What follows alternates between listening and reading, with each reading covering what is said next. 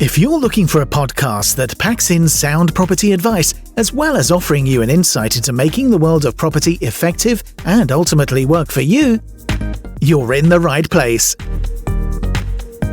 Hosted by Arsh Elahi, the original property rebel. He's written an Amazon bestseller, created the Property Investor app, the UK's first, and is an experienced property mentor. More importantly, he talks the talk and walks the walk.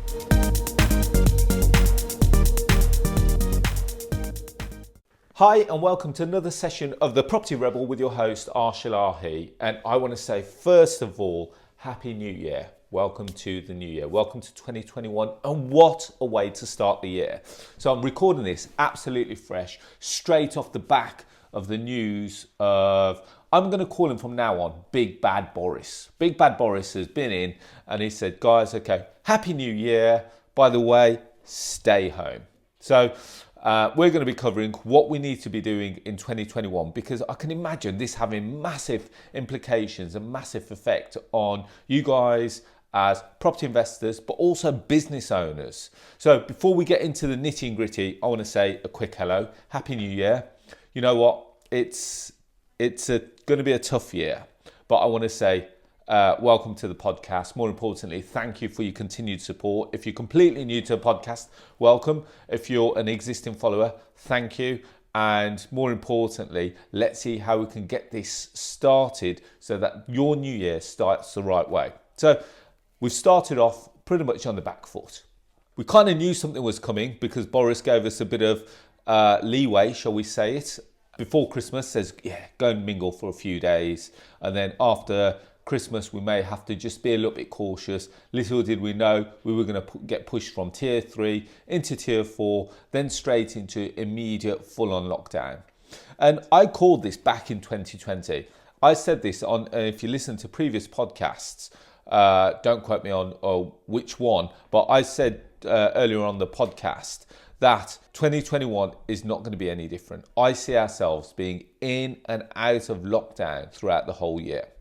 Because, let's face it, as much as we all love Big Bad Boris, unfortunately, we're still playing around with the system. We don't know what's going on. We don't know how to control this virus. We don't know, how long it's going to take for the vaccines to be rolled out and everything. So in the meanwhile, he's trying to do what he can do as quickly as he can do to the best of his ability. And unfortunately, you do have to sympathise with him because he's been pulled from pillar to post. He's taken some advice from this official, advice from this organisation. And, he's just trying to make the best of a bad situation. And so, I wouldn't want to be in his shoes right now because he's in charge of all of us. He's actually closing businesses, he's opening businesses, he's playing with people's livelihoods. I'm going to touch on quite a few different business types. So I really feel for people that have had restaurants. I really feel for people that have got pubs. I really feel for people that have got nail salons, beauty salons, hair salons, retail. Yeah, how many businesses are there like this in the UK? And more importantly, if you're listening to this, I really do sympathise with you because one minute you can open, the next minute you've got to close. Think about December. Majority of retail are reliant on December to generate a decent level of income. A lot of people get a lot of their income from December, or they get an increased income from December. Now in December, they got a small window of opportunity. As a result of that, then they had to close. Now they're closed for January. And so where does it end? If you notice in the speech that he gave in the new year, the first thing that he said is that we've extended furlough up until pretty much March. I think it was the end of March. But what does that kind of give you? There was lots of clues in that speech. One thing that I took away from is that, okay, we're going to be here. He did say Feb, half term for schools. So he did say almost like the middle of February. I actually believe we're going to be in lockdown pretty much till the end of March. And then we're going to probably reassess it. We may be able to release it slightly and then go back and then go back and go back. So it's going to be pretty much a full-on template of a copy of what happened in 2020. So what do you do in this circumstance? Now, if you're in property, because this is called the Property Rebel, hopefully you would have learned a lot of lessons from 2020. So dealing with your tenants, understanding your tenant circumstances, understanding which one are working, which ones are working in the kind of industries that are being opened and closed. So one of the things that we did, and when I say we, in my portfolio, is that all the tenants that are working, I try to get an indication as to what kind of industry are you working in. Because then every time we go down into lockdown, or every time we go into a different tier which closes that style of business, it allows us to open that communication with that tenant and say, guys, okay, I appreciate that we've gone into tier 4, which means that your business or your income may now drop. What do we need to do so that we can work together to ensure that you don't fall in arrears? So it's always about forward thinking. And these were the guys that were working in restaurants. These were the guys that were working in hair salons, beauty salons, and also some parts of retail as well, which, you know, let's face it, lots of people work in these kind of industries.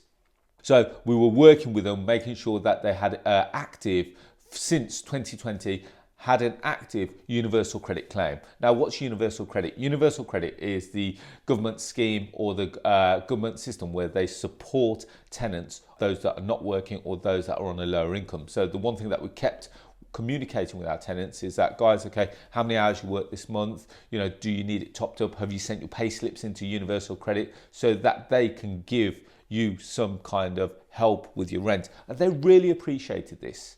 Let's face it, yes, I'm making sure that my rent's getting paid, but from a tenant's point of view, they're saying Arsh is not just a landlord, he's also here to actually help us to ensure that, yes, that we keep the roof over our head, but also we've got some money in our pockets as well. Because let's face it, it's not nice putting your hand in your pocket and only feeling your leg.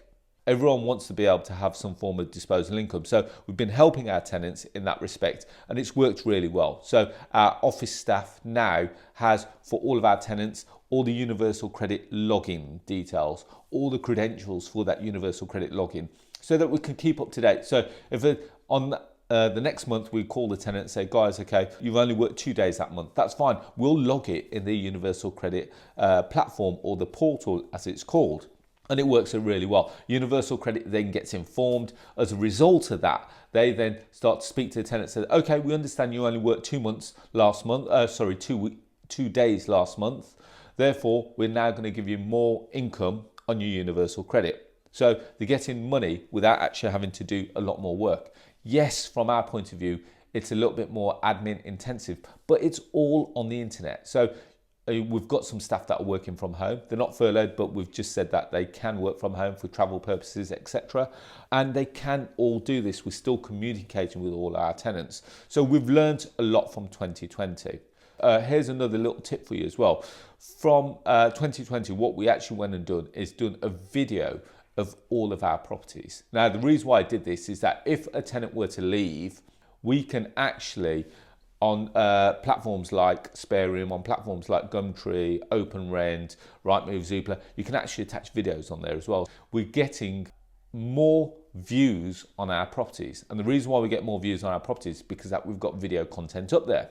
And what we're finding is that the leads that we're coming into our business now, as in from a tenant lead point of view, they're far more qualified. So yes, they've looked at the advert, they've read the description, they've looked at the pictures.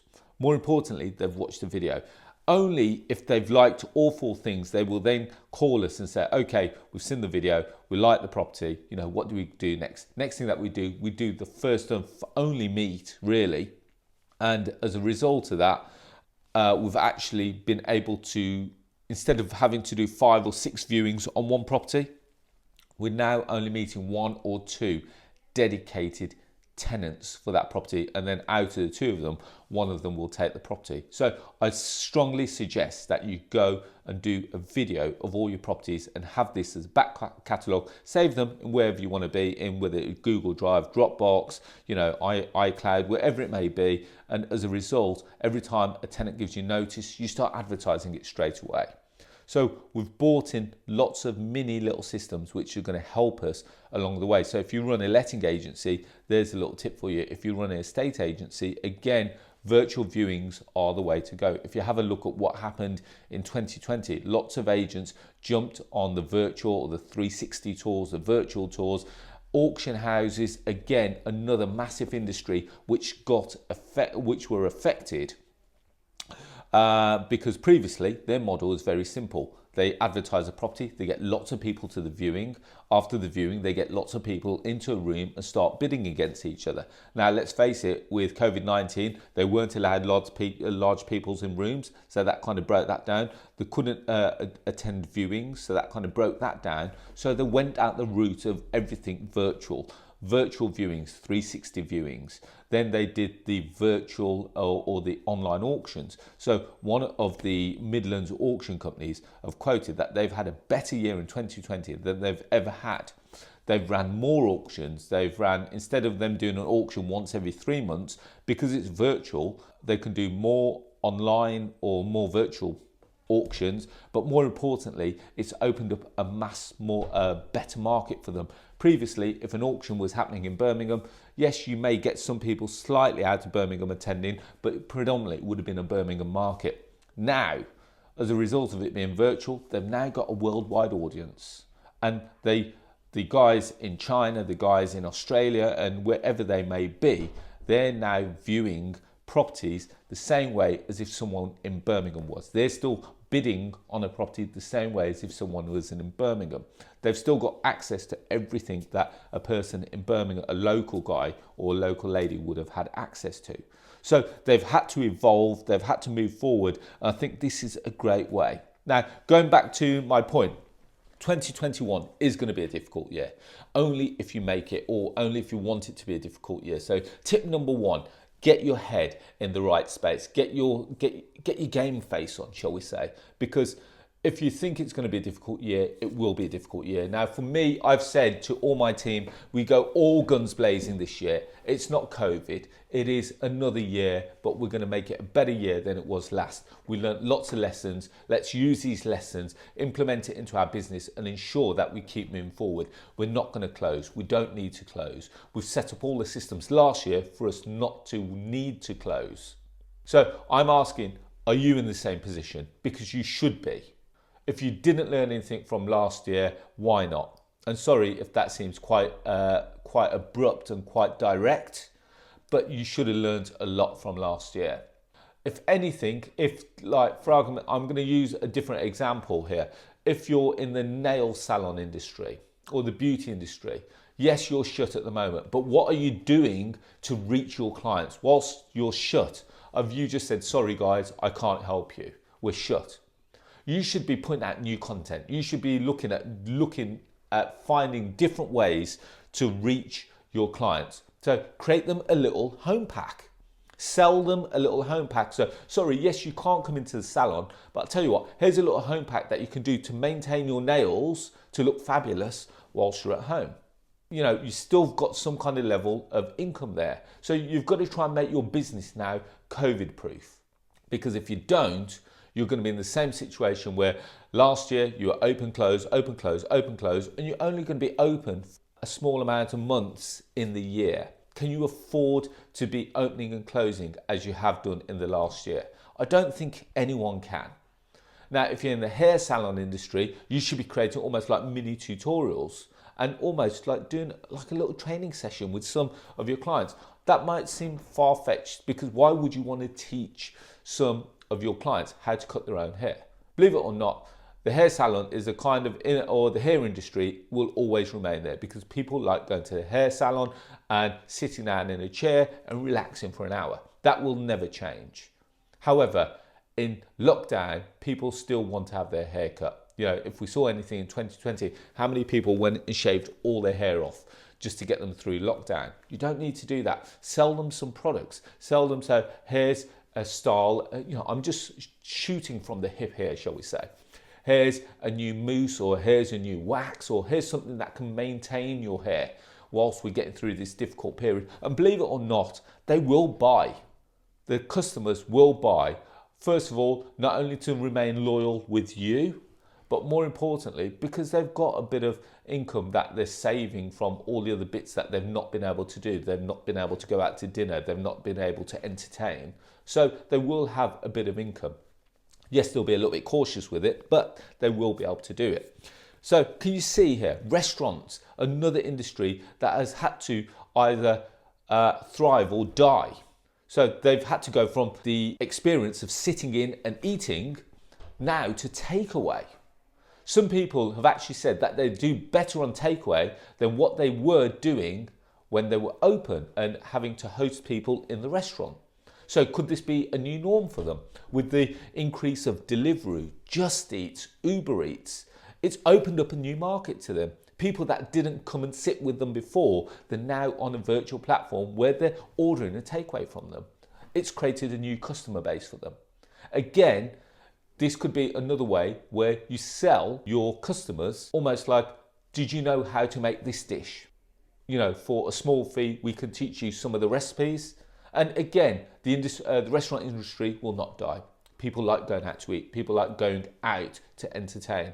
This is just another way to enhance your customer's experience so they don't forget about you. They don't forget about your brand.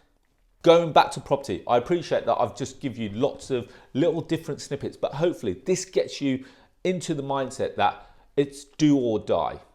I'm going to do it, or I'm going to let Boris keep on closing me, open me and closing me. I do not want you to be in that position. Boris should not, or let's call him Big Bad Boris, should not be dictating how your business runs. You should be dictating how your business runs. So yes, you may be closed physically, but virtually you should be in a completely different space. Does that make sense? Going back to property now, the property industry has been able to remain open. 2021, that's one of the kind things that I thank Boris for. He's allowed us to stay open. But this is now a phenomenal opportunity because you can speak to estate agents, you can still travel to do viewings. Estate agents, it's going to be an interesting time for them because who's going to be buying a property? Whilst all these guys are on furlough, can they now afford to buy a property? You know, can they afford to go and get a mortgage? The mortgage company is going to be looking to see who's been furloughed, how long they've been furloughed, what's their affordability.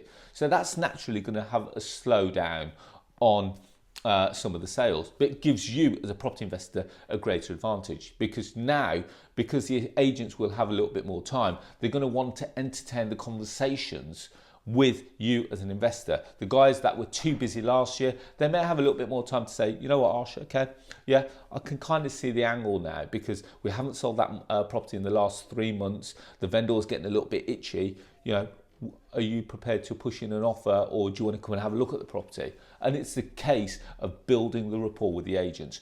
You've got this time. If you're in lockdown or if you've been furloughed, you've got this time. If you're a property investor, you're just starting out, perfect time to get started. Have a look at all the businesses that are closing, start having a look at to see where the opportunities lie. There's no better time, and I've said this for the last year, there's no better time to be involved in property. Opportunities are going to come your way, deals are going to come your way, bargains are going to come your way. So let's make the most of it. I'm hoping, guys, that you really enjoyed the session. Now, just so you know, at the start of February, I start a program called the Elite Property Tribe. It's quite well documented. I run webinars on it. And what the program is, it's a 52-week module, training module, where every week you get released a new module. And it's on all aspects of property. So it's deal sourcing, deal trading, rent to rent, lease options, HMOs, and it teaches you how to source all those styles of property. So every time you look at a property, you should be able to be in a position where you can kind of understand it. So all I'm asking you to do is that if you're interested in that and you go onto my YouTube channel, I've recorded some of the webinars and I've put them on YouTube, and you can watch the sessions there. We start with a phenomenal program called 30 Deals in 30 Days. I want to be able to teach people so that collectively they can do 30 deals within a month. One of the guys that joined me just a couple of days ago, he's done his first deal within 2 days. That's crazy, with no property experience. That's a mini plug. I don't mind, admitting that. But if that's something that's of interest, go and check out my YouTube channel. So moving on, if you want to connect with me on social media, you can do on Facebook, LinkedIn, Twitter, and Instagram. And more importantly, if you like more free content just like this, why don't you check out my YouTube channel? Go to YouTube, check and look for the handle Arsh Ilahi. More importantly, have you downloaded the Property Investor app? It's the UK's first property investment platform which showcases all kinds of deals like below market value deals, rent-to-rent deals, lease option deals, service accommodation deals, just to name a few. So you've got so much to do. The one thing I will say is that 2021 will be the year that you make of it. Whether you decide to accept what big bad Boris is doing to you and open and close as and when he tells you to, or you can say, you know what, Boris, I'm going to do what I need to do because it's my business, I pay my bills, and I need to ensure that I'm looking after my family, which is my approach, and this is my stance and has been since 2020. So as always, guys, I wish you all to be safe, well and happy. If any of you are struggling, and I put this out there, if any of you are struggling in a mental capacity, or you just feel lonely and you want to have a chat with someone, feel free to reach out to me. I've got no issue with that. Send me or send my office an email at admin@arshilahi.com. So admin@arshilahi.com, and just in the subject just put Arsh, I'd love a chat. In that email, put your name, contact details, and just something about what you want to speak about. Make sure you put your phone number. I'm a better person on phone than I am on email. And then I'm more than happy to spare 10, 15, 20 minutes, have a quick chat just to see what is it that we can do to help your business moving forward this year. As always, guys, remember, keep safe, keep well, keep happy, and I look forward to speaking to you all very soon. Thank you. Bye-bye. The large majority of people make a positive change if they take immediate action. So act now. Download the Property Investor app and join Arsh on his social media channels to excel your property journey.